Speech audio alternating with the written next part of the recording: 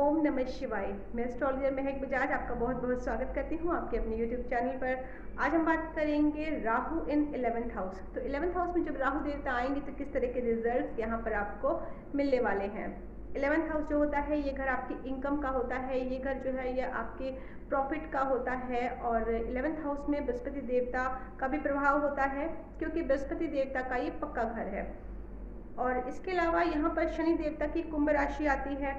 इस तरह से 11th हाउस में बृहस्पति और शनि दोनों ही ग्रहों का प्रभाव होता है।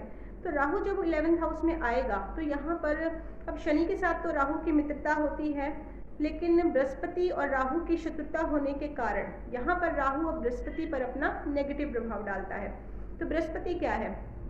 बृहस्पति आपके घर के बड़े बुजुर्ग हैं। बृहस्पति जो है वो आपके संस्कार हैं, पुराने रीति रिवाज हैं, और इसके अलावा गोल्ड या फिर जितनी भी धार्मिक क्रियाएं हैं इनको हम बृहस्पति ग्रह से देखते हैं।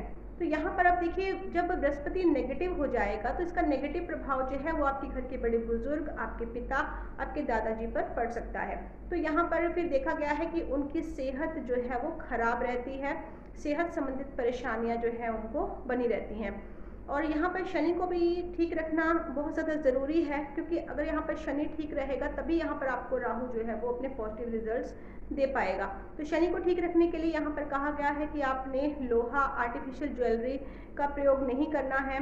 इसके अलावा आपने यहाँ पर काले नीले कपड़ों का परहेज करना है, और यहाँ पर आपने गोमेद या फिर नीलम जो है वो धारण नहीं करना है। तो 11th हाउस में राहु जब आता है तो यहाँ पर कहा गया है कि अगर आपकी कुंडली में मंगल बद है तो फिर यहाँ पर देखा गया है कि ऐसे व्यक्ति की जन्म के समय व्यक्ति के पास हर तरह की सुख सुविधाएं, हर तरह की जो हैं फैसिलिटीज़ जो हैं मौजूद होती हैं। इनके पास धन संपत्ति अपार मात्रा में होती है, किसी भी चीज़ की इनको कमी नहीं होती। परंतु जैसे जैसे व्यक्ति की उम्र बढ़ती है, जैसे जैसे जो है समय निकलता है, जो है व्यक्ति की उम्र बढ़ने के साथ साथ जो है इनकी जो सुख सुविधाएं हैं, जो धन है, वो धीरे धीरे करके नष्ट होता चला जाता है।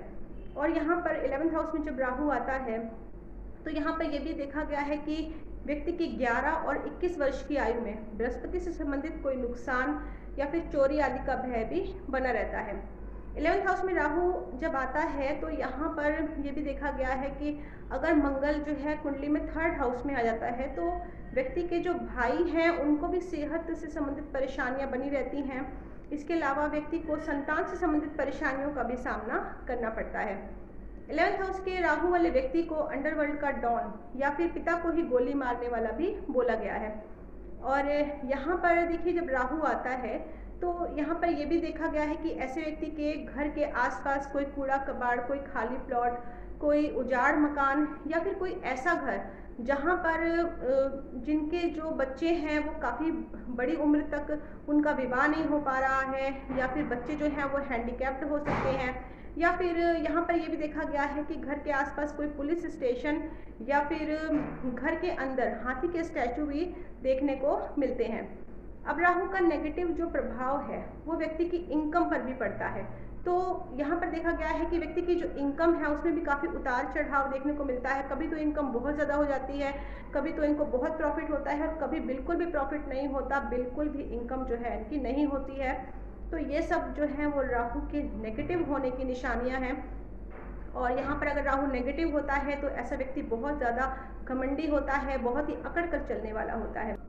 जब 11th हाउस में राहु जब वर्षफल में भी आता है तो भी यहाँ पर देखा गया है व्यक्ति का कोई चालान कर सकता है, घर के अंदर इलेक्ट्रॉनिक आइटम्स जो हैं वो खराब हो सकते हैं, और व्यक्ति जो है वो गलत तरीकों से पैसे कमाने शुरू कर देता है, और 2 नंबर की कमाई जो है वो व्यक्ति के घर में आनी शुरू हो जाती है। 11th हाउस में जब राहु आता है तो यहाँ पर ये भी देखा गया है कि व्यक्ति की जो है वो अपने पिता के साथ भी नहीं बनती है, और पिता को भी ऐसा व्यक्ति जो है वो धोखा दे सकता है। अब 11th हाउस में नेगेटिव होता है राहु तो यहाँ पर देखा गया है व्यक्ति को संतान से संबंधित परेशानी बनी रहती है, और व्यक्ति का बहुत सारा धन जो है वो संतान की सेहत में जो है वो खराब होने के कारण बहुत सा धन व्यक्ति का अपनी संतान की सेहत पर लग सकता है। और यहाँ पर ये भी देखा गया है ऐसे व्यक्ति के जो पिता के जो भाई होते हैं यानी उनके जो ताया होते हैं उनको भी जो है संतान से संबंधित परेशानियाँ या धन से संबंधित परेशानियाँ, पैसों का लॉस, आर्थिक तंगी जो है वो उनका सामना करना पड़ता है। और 11th हाउस में जब राहु देखिए यहाँ पर आता है। तो यहाँ पर राहु को पॉजिटिव रखने के लिए यहाँ पर हमें तीनों ही ग्रहों को जो है एक बैलेंस बनाकर रखना पड़ता है।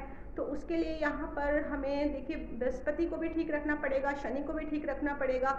तो बृहस्पति को ठीक रखने के लिए यहाँ पर आपने क्या करना है, आप अपने घर के बड़े जो बुजुर्ग हैं उनका सम्मान करें।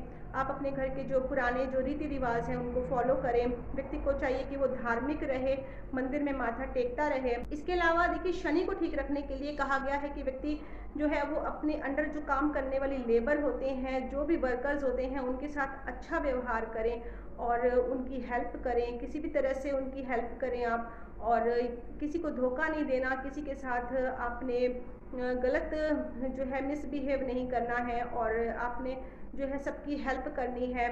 इसके अलावा मांस मदिरा का आपने सेवन नहीं करना, काले नीले कपड़ों का परहेज़ करना है, आर्टिफिशियल ज्वेलरी का परहेज़ करना है और घर के अंदर जो भी इलेक्ट्रॉनिक आइटम्स पड़ी हैं आपकी जो कि ख़राब हैं, तो उनको भी आप अपने घर से या तो बाहर कर दीजिए या फिर आप उनको सही करवा लीजिए। तो यहाँ पर इन चीज़ों का ध्यान रखना पड़ता है। इसके अलावा यहाँ पर कहा गया है कि आपने बृहस्पति को ठीक रखना है, तो आप केसर का तिलक भी लगा सकते हैं।